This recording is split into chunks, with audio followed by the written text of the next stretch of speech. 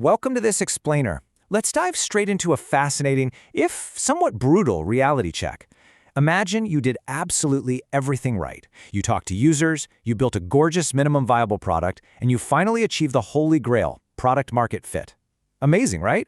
But why do so many of these great products still fail to scale? Well, today we are going to look at the massive gap between a product that solves a problem and a product that actually sells itself. And more importantly, we'll explore how you can engineer friction entirely out of existence. Section 1, the product-company gap and looking beyond product-market fit. You might think hitting product-market fit is the finish line, but let's see why it's actually just step 1. The crucial point here is that you designed your product to solve a specific problem, sure, but you didn't necessarily design it to be distributed. Product-market fit absolutely does not equal go-to-market fit. Even if you have a brilliant MVP, if acquiring it is a massive chore for your customer, friction is going to kill your growth. It really doesn't matter how good your underlying tech is if nobody can easily get their hands on it. And this brings us to a phenomenon that venture capitalists call the product-company gap. It's this terrifying chasm where startups fail to build a lasting business despite having a product that solves a very real problem. Why does this happen? Usually it's due to sluggish acquisition and agonizingly slow sales cycles. Scaling your brilliant solution suddenly feels like pushing a massive boulder up a mountain. Moving to Section 2, the agitation of inertia and the high cost of friction.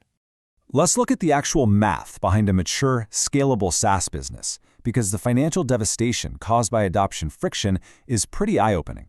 There's a standard benchmark known as the 40-20-20 rule. This dictates that you'll spend a massive 40% of your revenue on sales and marketing and another 20% on general administration. Think about that. That is 60% of your revenue just getting people to buy and support your product compared to a mere 20% on actual R&D. If your product isn't built to ease sales friction from day one, those distribution costs will literally bankrupt you. Now let's talk about human psychology for a second.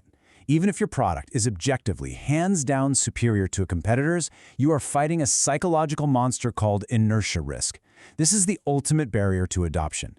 It's the simple reality that for most buyers, doing absolutely nothing is just way easier than ripping out their current system, learning a brand new user interface, and dealing with data migration. The pain of switching is the single biggest barrier you face. Think of it like a giant scale, which we call the gain-pain ratio. On one side, you have your product value, and on the other, the switching pain. If you force your users to endure a massive headache to discover, buy, implement, and deploy your software, that switching pain slams right to the bottom of the scale. You are entirely destroying your gain-pain ratio. If users cannot instantly see how the gain of using your product outweighs the severe headache of migrating, they are going to abandon your funnel completely. To really put this into perspective, I want you to ask yourself a brutal question about your own software habits. Would you personally switch to a new email app if it required a 45-minute mandatory sales demo and a 200-page installation guide just to send a single message? Of course not. You'd probably just stick to carrier pigeons at that point. So the reality check here is if you wouldn't endure it, why on earth are you forcing it on your customers? Okay, Section 3. Enter the SLIP framework and designing for go-to-market fit. So what's the antidote to all this agonizing friction? Well, it's a brilliant concept called product facilitation. This means architecting your product from the very beginning so it literally slips seamlessly into your target market's hands. When you design for product facilitation, you don't have to force growth. The product just naturally pulls users in. To actually achieve this, we use the SLIP framework. By weaving these 4 crucial elements directly into your product's DNA, you create a foundation for organic, frictionless distribution. SLIP stands for simple to install and use, low to no initial cost, instant and ongoing value, and finally, plays well in the ecosystem. Just look at the drastic contrast here.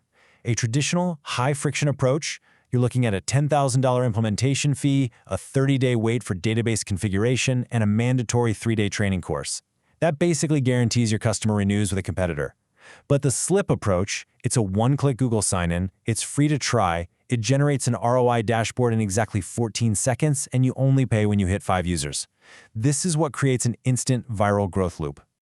Moving on to Section 4, executing the SLIP playbook and tactical deployment. All right, let's break down exactly how you execute each pillar tactically. First up is S for simple to install and use. Look, complexity is an absolute adoption killer. Because we live in a world of instant gratification, you have to prioritize the out-of-the-box experience. You need to design for what's called an economy of motion, meaning you must enable users to sign up and take their very first meaningful action with the absolute minimum number of clicks possible. Less is almost always more here. Second, we have L for low initial cost. You've got to eliminate financial friction upfront. You do this by reducing adoption barriers with frictionless trials or freemium models. Your users need to be able to experience the core benefit of your product without a massive initial commitment holding them back. A brilliant illustration of this is LinkedIn. Think about it. They built massive network effects with a completely free product, they got everyone hooked on the value, and only then did they layer on premium products like Sales Navigator later. A free trial period that smoothly ramps up to a paid tier serves as an incredibly powerful acquisition engine. Third is I, instant and ongoing value. This is how you completely crush that inertia risk we talked about earlier. Your product must have self-proving value engineered directly into the very first session. It literally needs to prove its own ROI immediately so the user can instantly see that the gain totally outweighs the pain of switching. A really perfect example of this in action is the enterprise software Pagos AI. They let customers instantly install via APIs. And then, within seconds of that installation, their dashboard generates analytics comparing the customer's performance to market benchmarks. It demonstrates massive, tangible value to the enterprise customer in seconds, not months. Finally, we hit P, plays well in the ecosystem. You simply cannot exist in a vacuum. You have to stop trying to be a standalone island. Your product must seamlessly integrate into the daily workflows and platforms your customers already rely on. This means you have to build deep partnerships and technology integrations right from the start. Take Klaviyo, for instance. They became a billion-dollar company not just because they built a great SMS and email marketing tool. No, they won because they partnered deeply to become the default embedded standard within the Shopify ecosystem.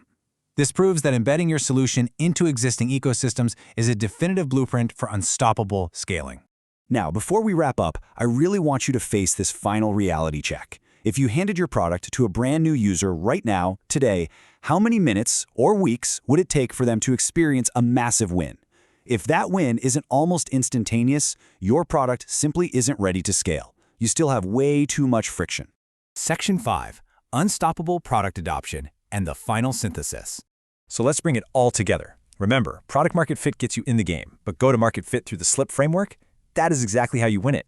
By combining a simple UX, low cost, instant proof, and ecosystem integrations, you achieve unstoppable adoption. This is how you stop pushing that massive boulder uphill and finally start building products that truly sell themselves. I'll leave you with this final thought to chew on. What is the absolute worst, most painful, overly complicated software onboarding you have ever suffered through? And looking back at it now, how many of those SLIP rules did they break? Thank you so much for joining me for this explainer, and keep building smarter, friction-free products.